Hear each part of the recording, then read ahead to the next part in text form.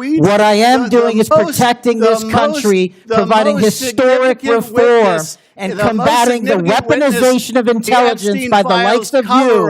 And we have countlessly proven you to be a liar in Russiagate, in January. Adam Schiff stepped into the Senate Intelligence Committee chamber and did something that could permanently reshape the balance of power inside America's intelligence world.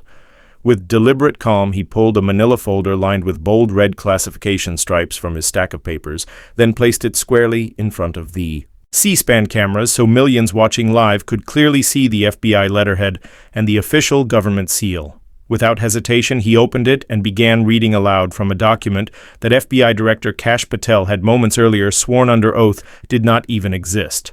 Inside the folder was an internal FBI memorandum dated November 3, 2025, written and digitally signed by Patel himself, directing the immediate purge of 2.4 terabytes of counterintelligence files tied to foreign influence operations aimed at the 2024 presidential transition.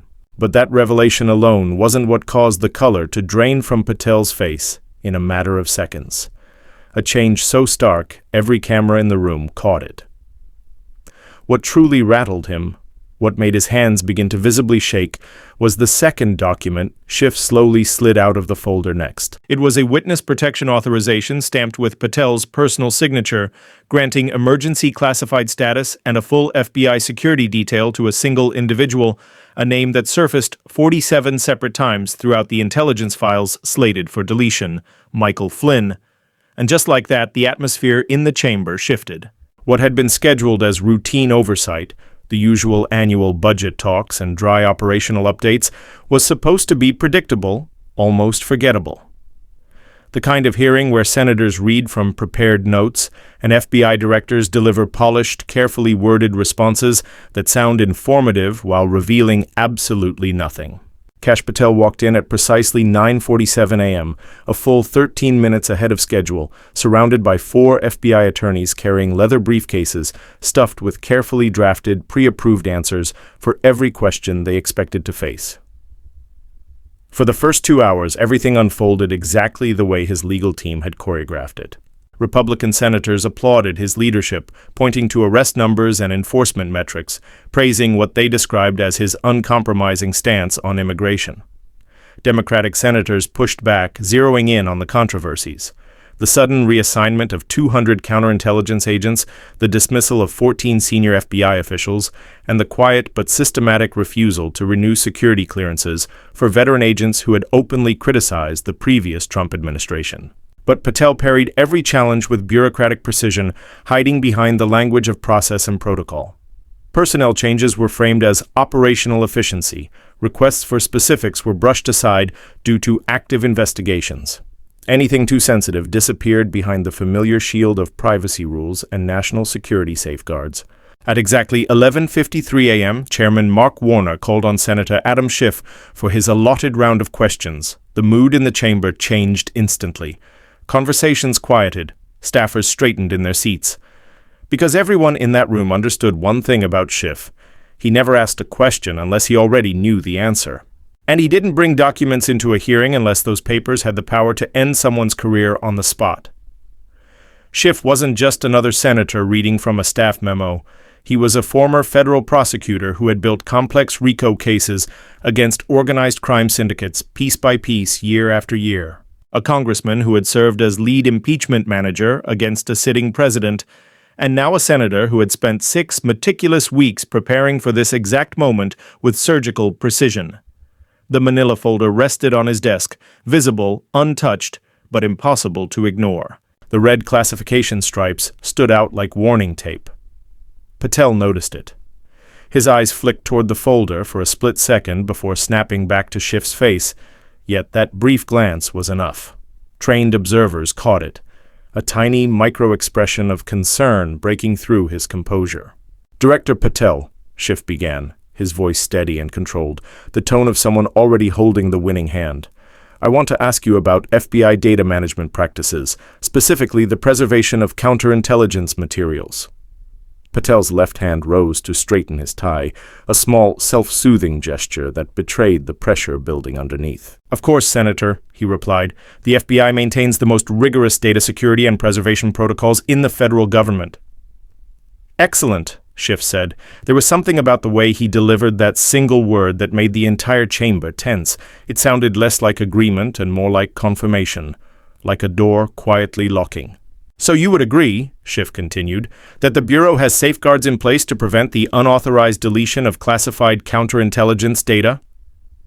Patel nodded, still projecting a confidence that would evaporate in less than a minute.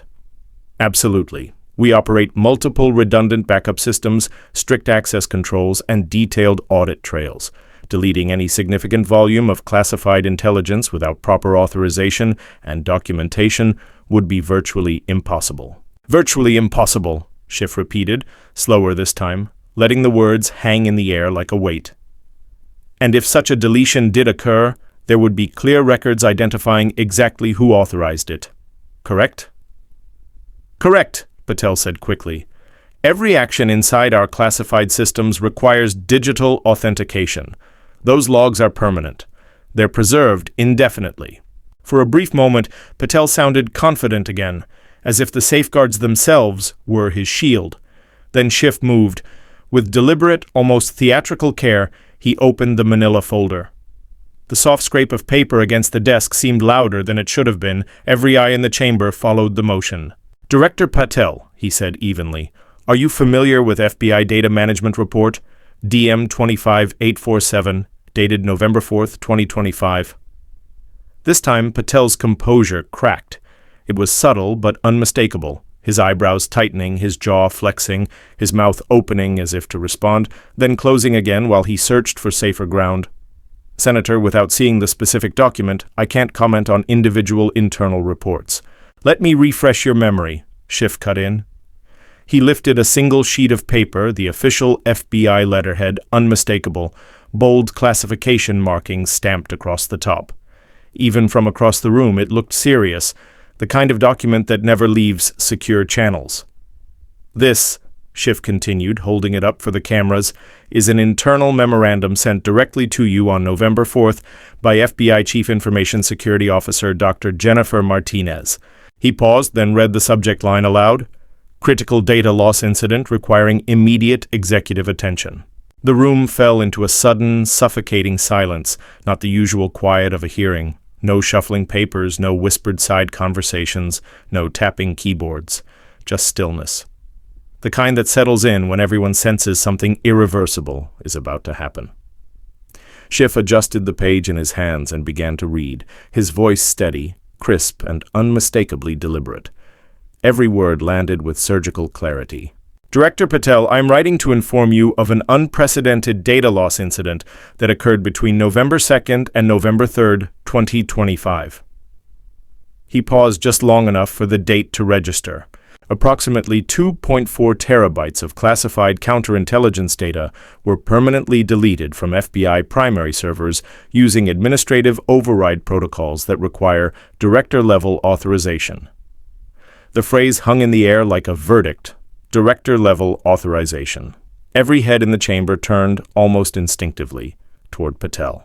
The deleted materials include 847 counterintelligence case files tied to foreign influence operations during the 2024 presidential transition period, 2,341 intercepted communications between foreign intelligence operatives and U.S. persons of interest, 18,192 financial transaction records flagged for potential FARA violations, and 673 witness interview transcripts.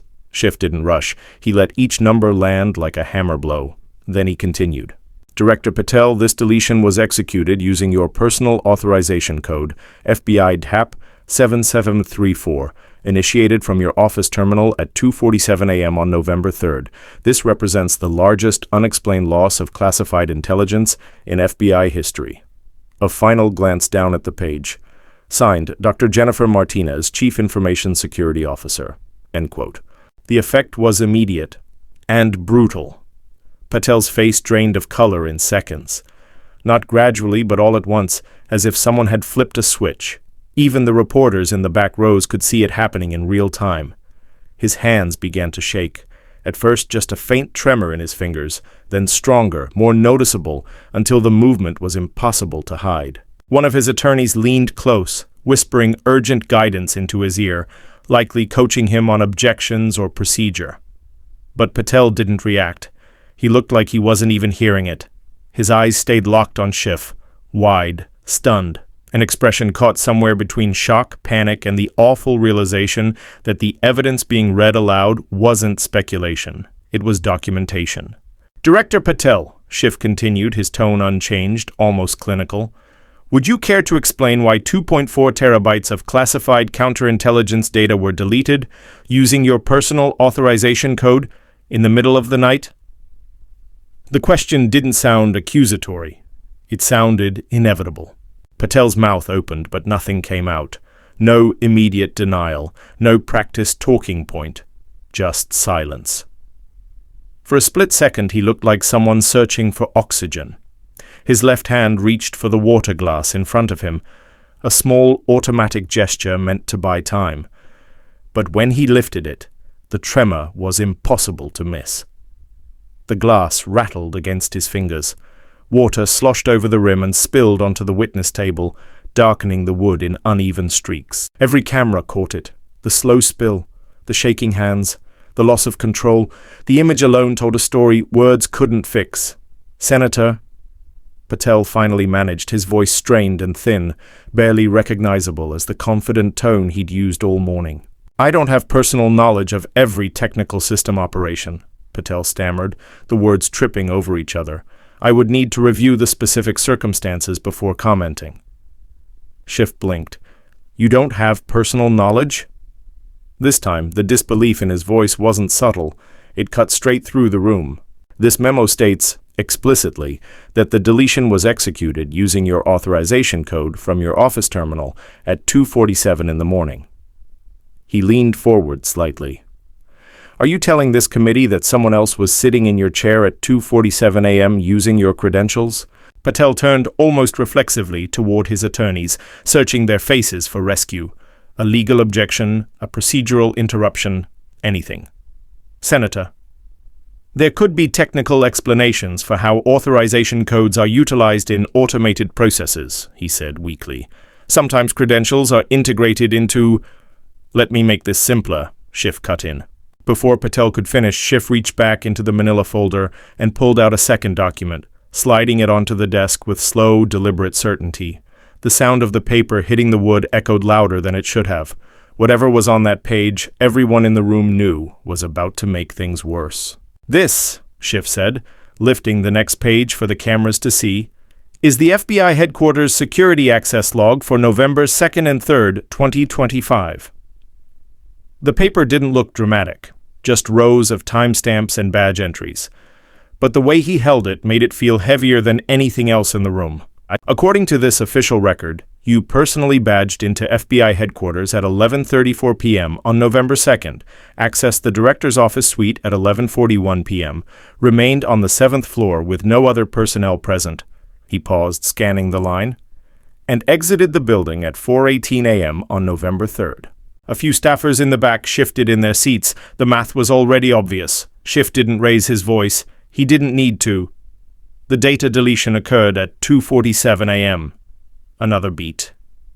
You were alone in your office when 2.4 terabytes of classified counterintelligence data were permanently erased using your authorization code. Entustasabat. You were alone in your office when 2.4 terabytes of classified counterintelligence data were permanently erased using your authorization code. The word alone seemed to echo. There was nowhere left to redirect the blame. No anonymous staffer, no automated system, no technical glitch, just a timestamp, a badge, and Patel. The trap was complete, airtight, and inescapable. Patel didn't look like a director anymore. He looked cornered. A sheen of sweat formed across his forehead, catching the overhead lights.